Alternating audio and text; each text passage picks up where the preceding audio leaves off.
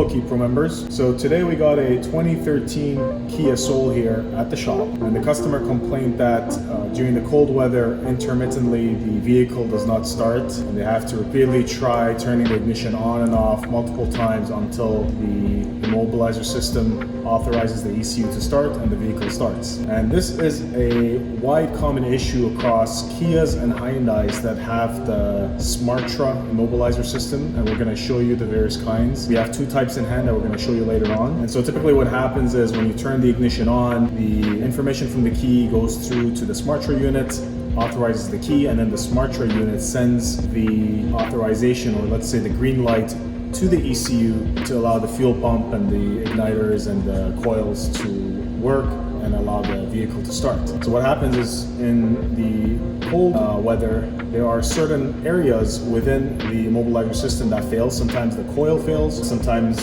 it's at the plug section, and a lot of times it's the actual module itself. And believe it or not, that module is on back order for a while with Kia and Hyundai because of this common issue, because they keep replacing it. This customer specifically have replaced the Smartra unit twice, and unfortunately the problem keeps repeating itself. So what we ended up offering as a solution to the customer, with their approval of course, is to disable the immobilizer system here, because of the fact that, you know, getting stranded, especially in the cold, it sucks. So this is where they decided, you know what, we don't want the immobilizer system, they'll deal with it. And so what we're going to be doing here is we're going to be removing the engine control unit, the ECU, and reading it with a tool called Flex and doing some data manipulation to disable the immobilizer, write it back in, and from there you do not need the Smartra unit anymore, you do not need a chip key anymore, you can start the vehicle with a bare metal key and you're good to go from there and not have to worry about this issue. So next we're going to show you the different Smartra unit, where it's located in the vehicle,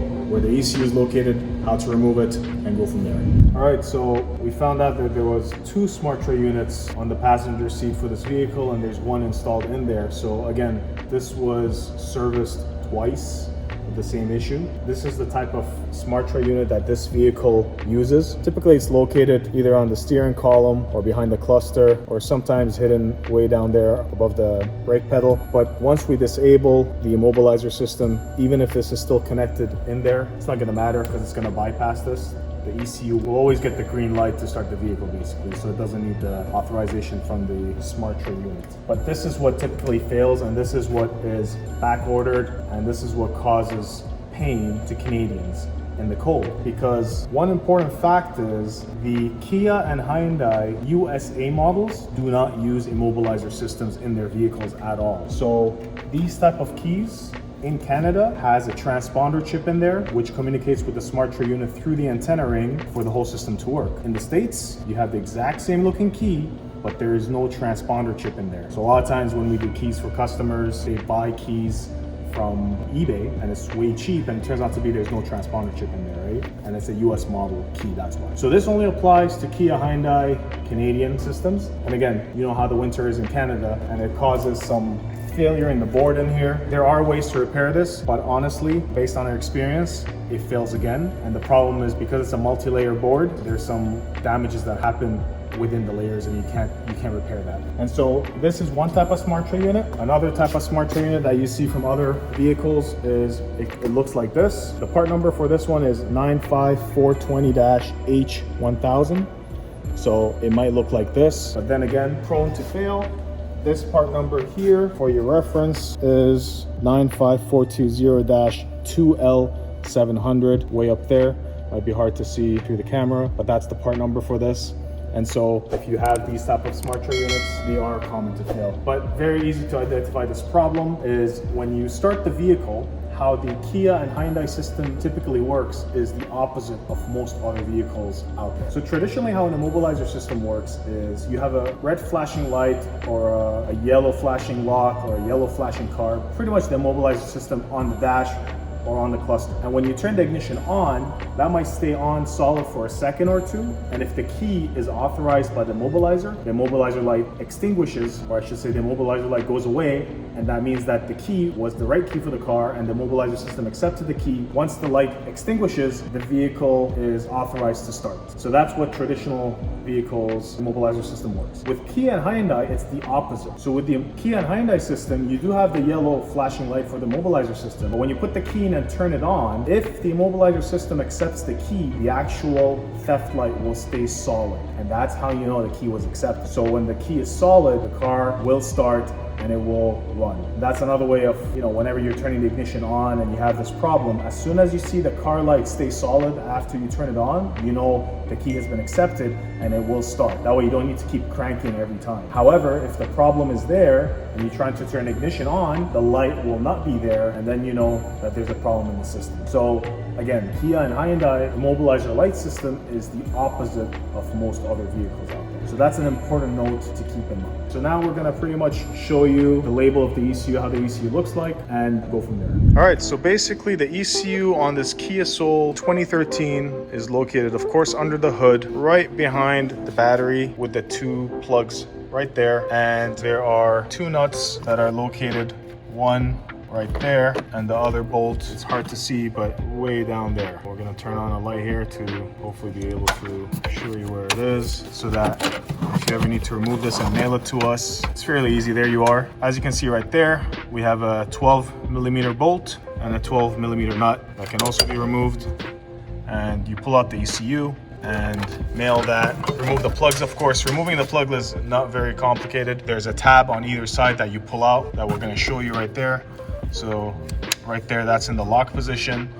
You press the tab, pull it up, and it releases the connector away from the ECU, and you can pull that off. And then there you have it. You mail this ECU to us, and that's all we need from you to be able to disable the immobilizer on the Kias and Hyundais and mail it back to you. So coincidentally, we actually had a dealer drop a Sonata to us with the exact same problem as the Kia Soul that we're working on. And so the complaint is that they sold this vehicle to a customer, and the customer had been complaining that at times the vehicle wouldn't start. And so they called us and we let them know that we're actually working on another vehicle with the same issue. And so this is a 2009 Hyundai Sonata, which uses the exact same immobilizer system as the Kia. And if we come to the front, we will show you where the ECU is located on this vehicle here, pretty much behind the air intake box.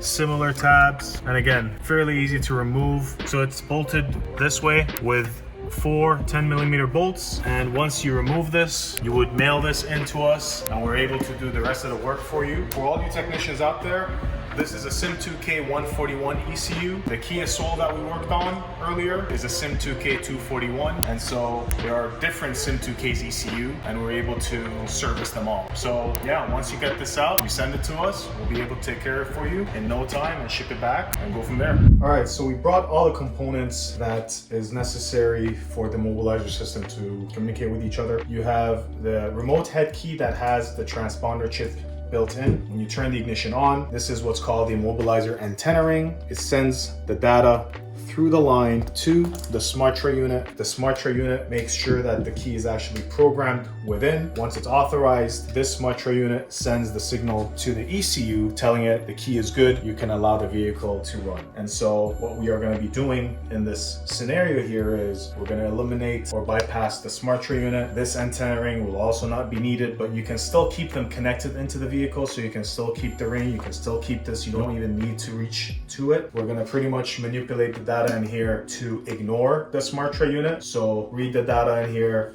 change the data, rewrite it in there, and then ready to plug and play into the vehicle, and it's going to run every single time without any failure related to the immobilizer system. Now, very important to know the pros and cons to this process. So the pro is basically you don't have to worry about this intermittent failure of the system. Another pro is you don't need to buy expensive chip keys for it anymore. You can actually cut metal keys and that will start the vehicle. So that's another advantage to doing this service. The other advantage as well is saving money instead of going to the dealer and replacing, you know, the Smartra unit and getting it programmed. Of course, right now there's a back order because of this common failure. Now, the disadvantage to this is you do not have any more security for the vehicle. So if anyone ever breaks into the vehicle and try to force turn the ignition, the vehicle will start and run. Like back in the days, hot wire from underneath the steering column, the vehicle will start. But of course, the steering wheel will be locked, so they can't go really far unless they force the ignition on or break off the steering lock. That's another thing that they can do. But again, that's the disadvantage of disabling the anti-theft system. And more importantly is the insurance. A lot of times if the insurance are aware that there is no more anti-theft system in the vehicle, or if they're not aware and then they got to know about it later on, they can deny any claims. So it's better off you making sure that the insurance company is aware that this was disabled, and most probably they'll increase the premium by a little bit, not by much, but at least you have the peace of mind that they are aware